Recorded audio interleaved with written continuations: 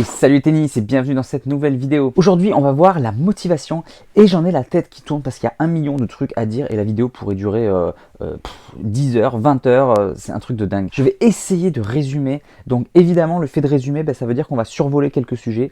Donc si jamais il y a un sujet en particulier qui vous intéresse et que vous voulez aller plus loin, n'hésitez pas à me le mettre dans les commentaires et s'il y a beaucoup de retours, j'essaierai de faire une vidéo plus tard pour aller un peu plus en profondeur. Juste avant de regarder la vidéo, n'oubliez pas, si les vidéos vous plaisent, abonnez-vous à la chaîne, c'est gratuit. Et puis cliquez sur la cloche pour ne louper aucune des prochaines vidéos. Alors c'est parti, la motivation, du coup j'ai décidé de faire en deux. Premièrement, on va voir un peu la motivation classique qu'on voit dans les études scientifiques. Et en deux, on verra du coup un principe que j'ai trouvé dans un livre mais que je trouve tellement de bon sens que pour moi c'est juste génial. Allez c'est parti, d'abord on commence par la littérature scientifique. Alors du coup la motivation, il y a des théories scientifiques qui existent. Et du coup il y en a une principale qui existe et on appelle ça le continuum d'autodétermination. En gros le principe c'est quoi? C'est qu'il y a un continuum et qu'en fonction de là où on se situe sur la motivation, on aura plus ou moins de motivation. À gauche on est complètement démotivé et à droite on est motivé au max. Évidemment encore une fois je simplifie. Et plus on est motivé, plus on va s'impliquer dans l'activité. Et nous c'est ça qu'on veut au tennis, c'est cette implication parce qu'on sait que c'est pas toujours facile. Donc du coup on a besoin de cette motivation. Alors je simplifie le continuum. D'abord il y a la motivation. Donc le A, plus loin, motivation. Ça signifie qu'on n'a aucune motivation, on ne sait pas du tout pourquoi on est là, on fait les choses mais ça n'a aucun sens, on ne sait pas pourquoi on est là. Donc A, motivation, c'est vraiment le plus mauvais. Ensuite, il y a la motivation extrinsèque, c'est quand on fait les choses pour avoir des récompenses. Je déteste faire un truc, mais bon, j'aurai ma carotte, ou alors j'ai le bâton, j'aurai une punition, j'aurai une récompense, donc du coup, je le fais. Je fais ça pour le salaire, je fais ça pour telle personne, etc. Je fais ça parce que sinon, on va me disputer. Donc voilà, motivation extrinsèque, ça veut dire que je fais les choses pour avoir une récompense ou pour éviter une punition, mais j'ai pas vraiment envie de les faire. Ensuite, moi, il y a ce que moi j'appelle, donc je vous dis ce que moi j'ai compris du processus. Donc ensuite, il y a la motivation liée à l'apprentissage. Donc moi, je le conçois comme j'aime pas spécialement l'activité, mais je le fais parce que je sais que ça va me rapporter des choses. Soit j'en ai besoin, soit c'est pour améliorer mes compétences, soit c'est parce que tout simplement j'aime apprendre. Donc je fais des études, c'est pas spécialement que j'ai envie de faire des études, mais j'ai envie de connaître la réponse à ma question, j'ai envie de savoir des choses, j'ai envie d'améliorer mes compétences. Voilà, j'aime pas forcément m'entraîner, courir, mais bon, je sais que j'ai envie d'être endurant, j'ai envie d'être fort, j'ai envie d'être beau, etc. Donc du coup, je m'entraîne pour obtenir un résultat. Donc voilà, je le résume parce que dans la littérature, cette partie est séparée encore en 3, donc c'est assez compliqué. On parle donc il sépare encore plus, voilà, encore plus. Donc il y a la régulation introjectée. C'est vraiment je le fais parce qu'on m'a dit de le faire, mais je vois pas trop l'utilité. Mais bon, peut-être que c'est utile. La régulation identifiée. Donc là, je pense que ça va m'être utile, mais encore une fois, j'aime pas trop l'activité, mais bon, je pense que ça va être pas mal pour moi. Et il y a la régulation identifiée, où là, vraiment, on sent que c'est pour nous, c'est nos valeurs. On n'aime pas l'activité, mais voilà, on sait que ça va être bénéfique pour nous. Donc voilà, la littérature le sépare encore plus. Et enfin, il y a la motivation intrinsèque. C'est la plus grosse motivation. Non seulement on sait que c'est bon pour nous, mais en plus, on a du plaisir à faire l'activité. Donc c'est vraiment la meilleure des motivations pour pouvoir faire l'activité. Et si on est vraiment à fond, au top du top de ce continuum, et du coup on peut carrément rentrer dans le flow. Vous savez, cet état de grâce où on a l'impression de voir toutes les choses en avance, au ralenti, les émotions sont parfaites, on est sur un petit nuage, tout se passe à la perfection, on est comme dans un rêve. Donc le but c'est de travailler cette motivation d'autodétermination, donc cette motivation intrinsèque, et pour ça, du coup il y a 3 moyens pour travailler là-dessus. Il faut combler 3 besoins de base. Les 3 besoins sont le besoin d'autonomie.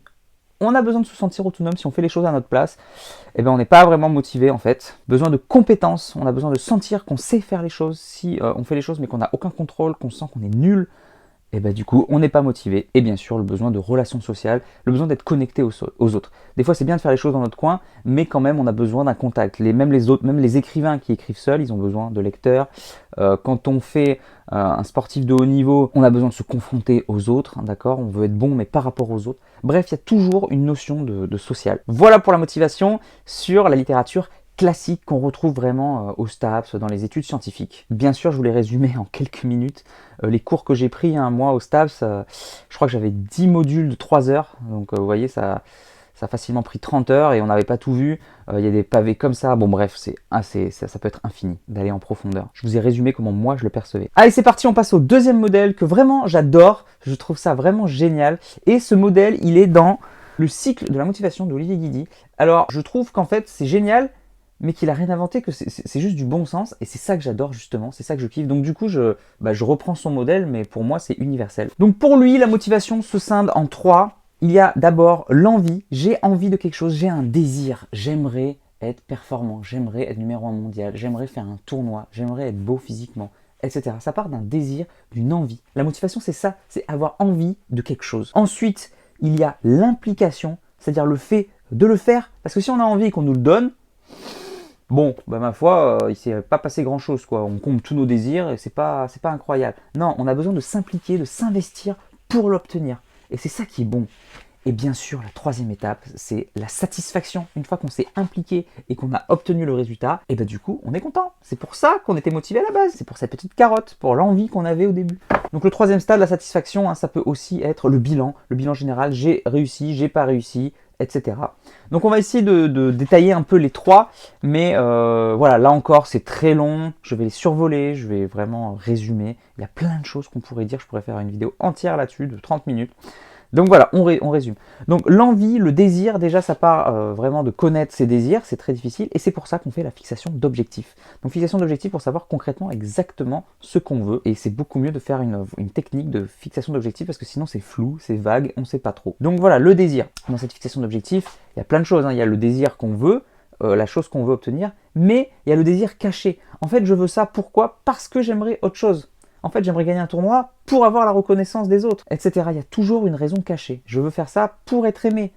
Bon, bref, vous avez compris, il y a des besoins cachés. Donc du coup, la fixation d'objectifs, c'est assez complexe. On fera une deuxième vidéo demain là-dessus, spécifique là-dessus, un peu plus longue. Donc on y reviendra. Une fois qu'on a notre désir, notre objectif, entre guillemets, il y a l'implication. Alors dans le livre, là pour le coup, je trouve que l'implication, c'était assez flou dans le sens où pour moi, l'implication, c'est tout simplement toutes les autres technique de préparation mentale. C'est une fois qu'on est dans l'action, qu'est-ce qu'on va mettre en place? Pour moi, ça rentre pas forcément. La motivation ne rentre pas forcément en compte. La motivation va nous permettre de nous impliquer ou pas. Si on est très motivé, on va pouvoir surmonter de grands obstacles et aller plus loin. Si on n'est pas très motivé, on va abandonner. Pour moi, c'est ça le cœur du truc. Tout ce qui est technique, visualisation, dialogue interne, etc., toutes les autres techniques qui citent dans le livre, pour moi, ce sera dans la suite des prochaines vidéos, c'est concrètement qu'est-ce qu'on fait une fois qu'on est dans l'action. Donc voilà, pour moi, l'implication, c'est simplement, est-ce qu'on est suffisamment motivé pour résister aux échecs et à la réussite. D'ailleurs, Anthony Giraud le dit très bien, hein.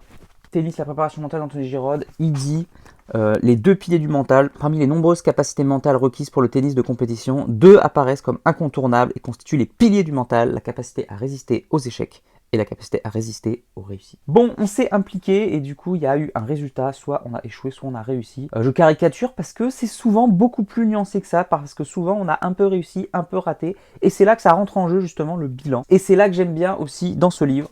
En fait, c'est un chemin. On a le résultat, on interprète le résultat, c'est notre interprétation. Est-ce que j'ai réussi, est-ce que j'ai pas réussi? Donc c'est nous qui interprétons la réalité, tout simplement.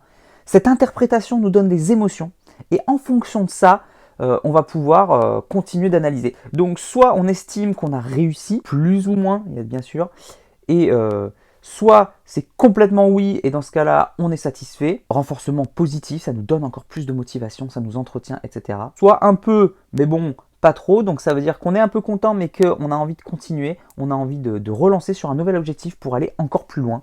On a envie d'être encore plus ambitieux. Soit on a, entre guillemets, un petit peu raté, pas complètement atteint l'objectif.